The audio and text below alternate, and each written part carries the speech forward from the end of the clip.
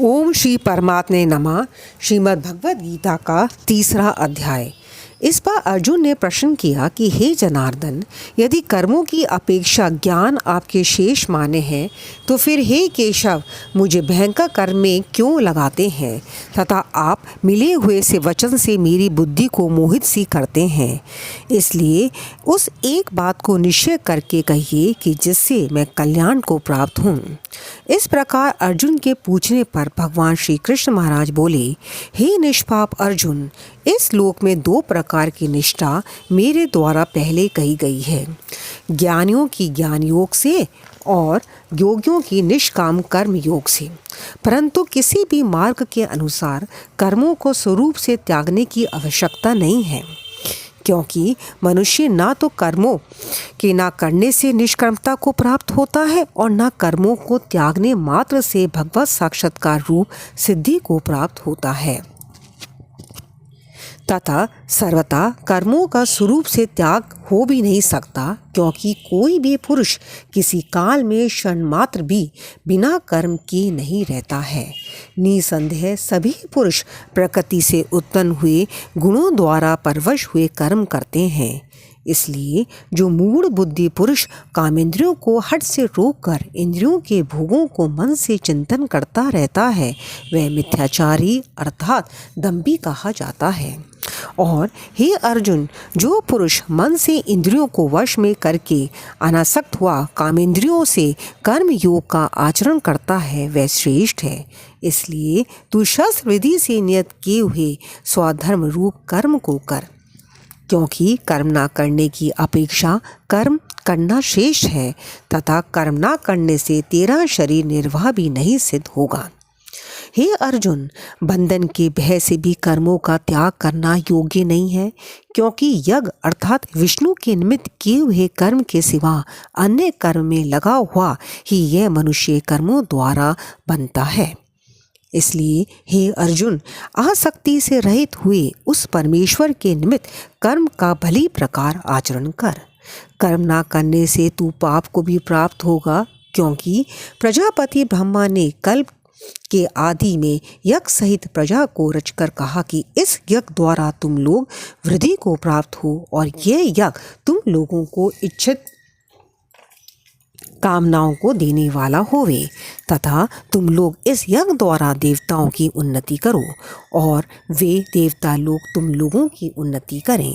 इस प्रकार आपस में कर्तव्य समझकर उन्नति करते हुए परम कल्याण को प्राप्त होवोगे तथा यज्ञ द्वारा बढ़ाए हुए देवता लोग तुम्हारे लिए बिना मांगे ही प्रिय भोगों को देंगे। उनके द्वारा दिए हुए भोगों को जो पुरुष इनके लिए बिना दिए ही भोगता है, वह निश्चित चोर है। कारण कि यज्ञ से शेष बचे हुए अन्न को खाने वाले शेष पुरुष सब पापों से छूटते हैं, और जो पापी लोग अपने शरीर पोषण के लिए ही पकाते हैं, वह तो पाप को ही खाते हैं। क्योंकि संपूर्ण प्राणी अन्न से उत्पन्न होते हैं और अन्न की उत्पत्ति वृष्टि से होती है तथा वृष्टि यज्ञ से होती है, और वह यज्ञ कर्मों से उत्पन्न होने वाला है तथा उस कर्म को तू वेद से उत्पन्न हुआ जान, और वेद अविनाशी परमात्मा से उत्पन्न हुआ है। इससे सर्वव्यापी परम अक्षर परमात्मा सदा ही यज्ञ में प्रतिष्ठित है।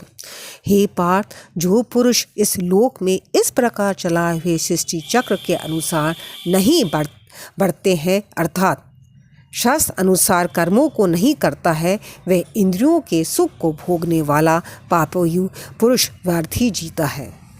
परंतु जो मनुष्य आत्मा ही में प्रीति वाला और आत्मा ही में तृप्त तथा आत्मा में ही संतुष्ट होवे, उसके लिए कोई कर्तव्य नहीं है, क्योंकि इस संसार में उस पुरुष का किए जाने से भी कोई प्रयोजन नहीं है और न किए जाने से भी कोई प्रयोजन नहीं है तथा इसका संपूर्ण भूतों में कुछ भी स्वार्थ का संबंध नहीं है, तो भी उसके द्वारा केवल लोकहितार्थ कर्म किए जाते हैं।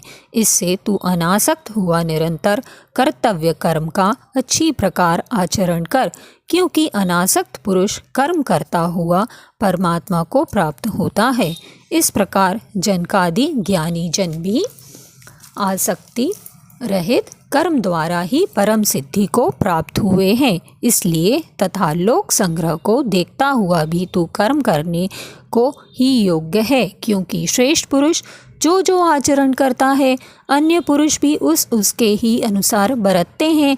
वह पुरुष जो कुछ प्रमाण कर देता है लोग भी उसी के अनुसार बरतते हैं। इसलिए हे अर्जुन, यद्यपि मुझे तीनों लोकों में कुछ भी कर्तव्य नहीं है तथा किंचित भी प्राप्त होने योग्य वस्तु अप्राप्त नहीं है, तो भी मैं कर्म में ही बरतता हूँ, क्योंकि यदि मैं सावधान हुआ कदाचित कर्म में न बरतूं तो हे अर्जुन, सब प्रकार से मनुष्य मेरे बर्ताव के अनुसार बरतते हैं, अर्थात बरतने लग जाएं, तथा यदि मैं कर्म न करूं तो ये सब लोग भ्रष्ट हो जाएं और मैं वर्ण संकार का करने वाला हूँ तथा इस सारी प्रजा का हनन करूँ, अर्थात मारने वाला बनूँ।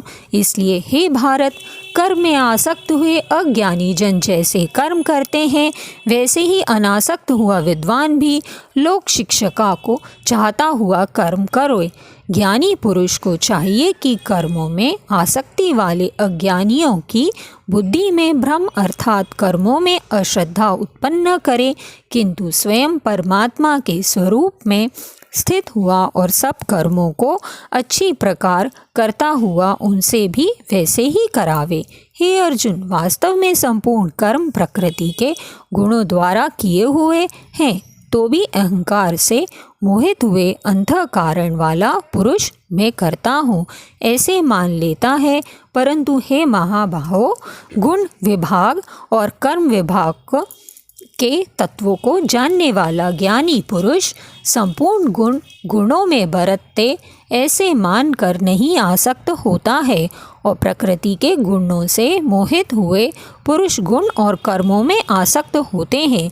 उन अच्छी प्रकार न समझने वाले मूर्खों को अच्छी प्रकार जानने वाले ज्ञानी पुरुष चलायमान न करें। इसलिए हे अर्जुन, तू ध्यानिष्ठ चित्त से संपूर्ण कर्मों को मुझे में समर्पण करके आशा रहित और ममता रहित होकर संताप रहित हुआ युद्ध कर।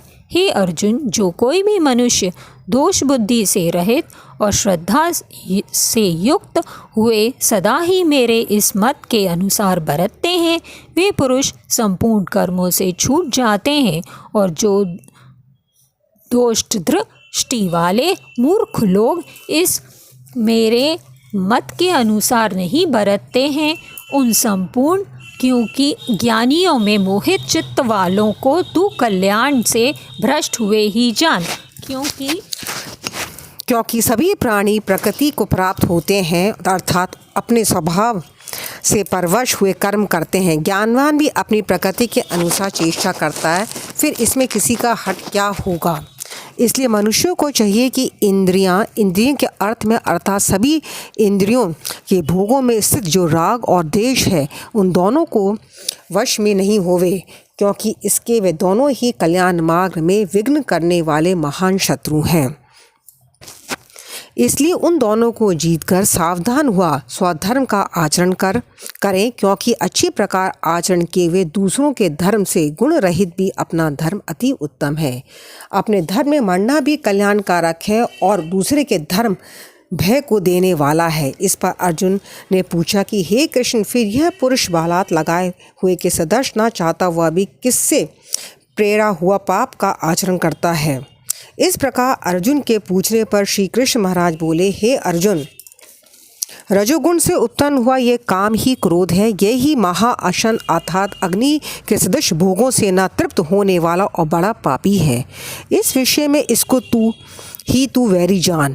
जैसे धुएं से अग्नि और मल से दर्पण ढका जाता है तथा जैसे जेल से घर ढका हुआ है, वैसे उस काम के द्वारा ये ज्ञान ढका हुआ है। और हे अर्जुन, इस अग्नि सदृश न पूर्ण होने वाले कामरूप ज्ञानियों के नित्य वैरी से ज्ञान ढका हुआ है। इंद्रियां, मन और बुद्धि इस काम के वासस्थान कहे जाते हैं, और ये काम इन मन, बुद्धि और इंद्रियों द्वारा ही ज्ञान को आच्छादित करके इस जीवात्मा को मोहित करता है। इसलिए हे अर्जुन, तू पहले इंद्रियों को वश में करके ज्ञान और विज्ञान के नाश करने वाले इस काम पापी को निश्चय पूर्वक मार। और यदि तू समझे कि इंद्रियों को रोककर कामरूप वैरी को मारने की मेरी शक्ति नहीं है, तो तेरी ये भूल है, क्योंकि इस शरीर से तो इंद्रियों को पर श्रेष्ठ, बलवान और सूक्ष्म कहते हैं, और इंद्रियों से परे मन है, और मन से भी पर बुद्धि है, और जो बुद्धि से भी अत्यंत पर है वह आत्मा है। इस प्रकार बुद्धि से पर अर्थात सूक्ष्म तथा सब प्रकार बलवान और श्रेष्ठ अपने आत्मा को जानकर और बुद्धि द्वारा मन को वश में करके हे महाबाहु अपनी शक्ति को समझकर इस दुर्जय कामरूप शत्रु को मान। इति श्रीमद्भगवद गीता रूपी उपनिषद एवं ब्रह्मा विद्या तथा योग शास्त्र विशाख श्री कृष्ण और अर्जुन के संवाद में कर्म योग नामक तीसरा अध्याय। हरे कृष्णा।